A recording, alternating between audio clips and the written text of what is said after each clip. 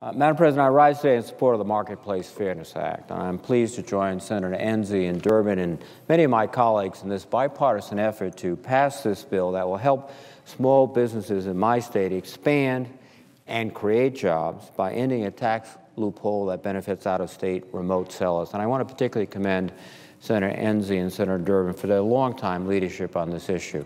They have been relentless in trying to find an effective way to allow states to collect sales taxes on items that are actually delivered into their states. This is a huge issue in my state of Rhode Island, where businesses are having a very difficult time competing against out-of-state retailers because of, frankly, the outdated rules that require shops on Main Street to collect taxes, while their out-of-state online competition doesn't. And when you go to any of the stores in Rhode Island, they are facing this with increasing frequency, and small businessmen and women are demanding help in this regard. When Internet commerce went in its early stages, online companies were basically exempted by what is now, by all accounts, an out-of-date Supreme Court decision from collecting state and local sales taxes for sales to states where they do not have a physical presence, despite the fact that there was still an obligation to collect sales taxes on those purchases.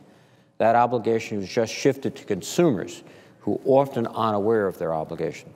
This loophole puts Main Street businesses at a competitive disadvantage, hurts the ability of Rhode Island to keep jobs in the state, and has strained state budgets all across the United States.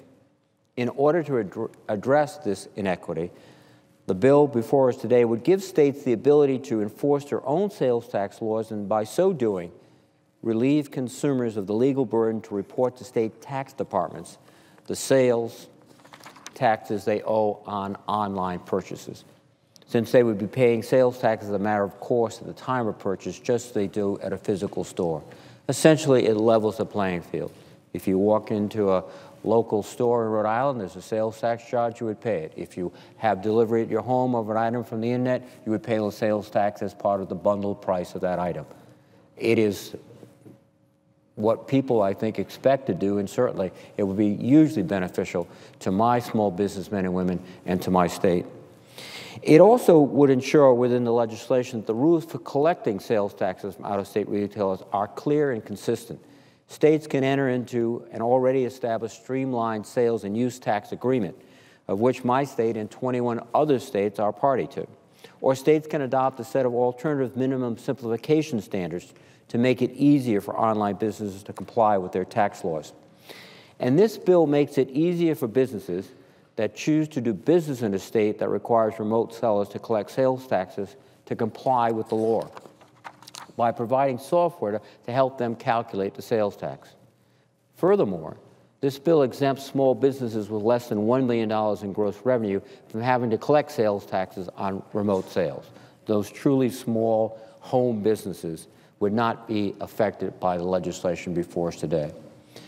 This bill does not create new taxes or increase existing taxes.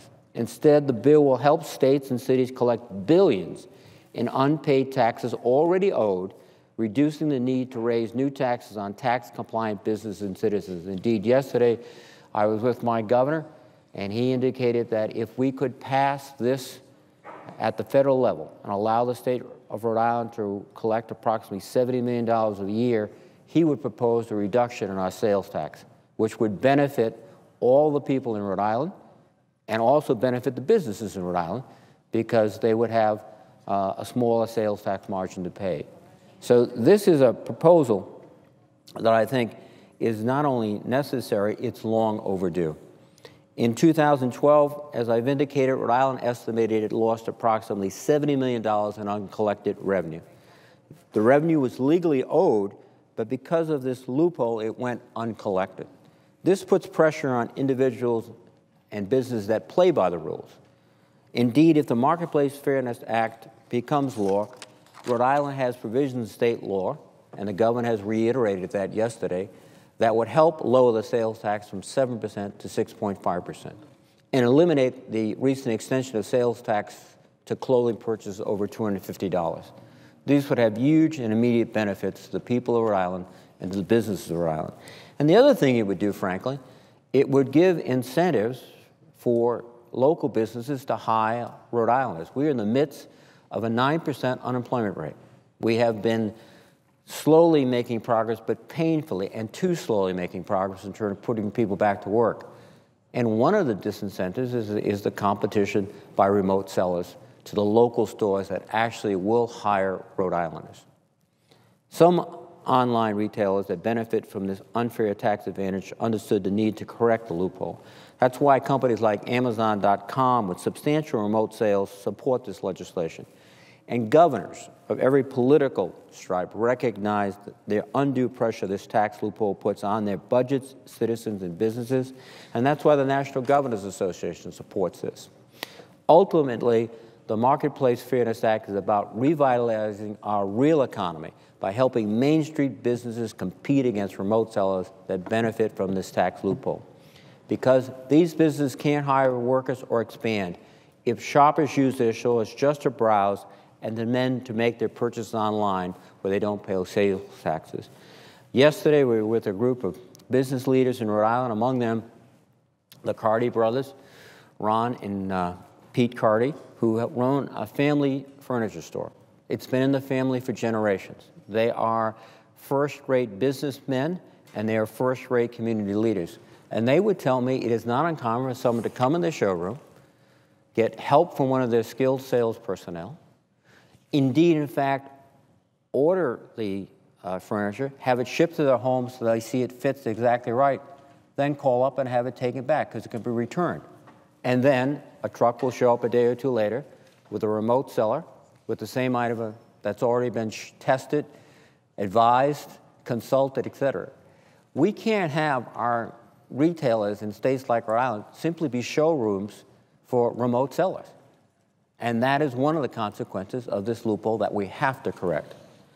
This bipartisan proposal is designed not only to allow states to keep or retain the tax that is owed, but also in the case of Rhode Island to allow a tax reduction, but furthermore, to give more incentives to hire local people. This is a legislation that makes extraordinary sense in every dimension. I hope we can get through this debate this week, successfully pass this legislation. We were all encouraged by the 75 votes this amendment received when it was made as a proposal in the budget debate, and I hope we can enjoy that same support as we move forward. And once again, let me thank Senator Enzi and Durbin for their extraordinary leadership. And with that, Madam President, I would yield the floor.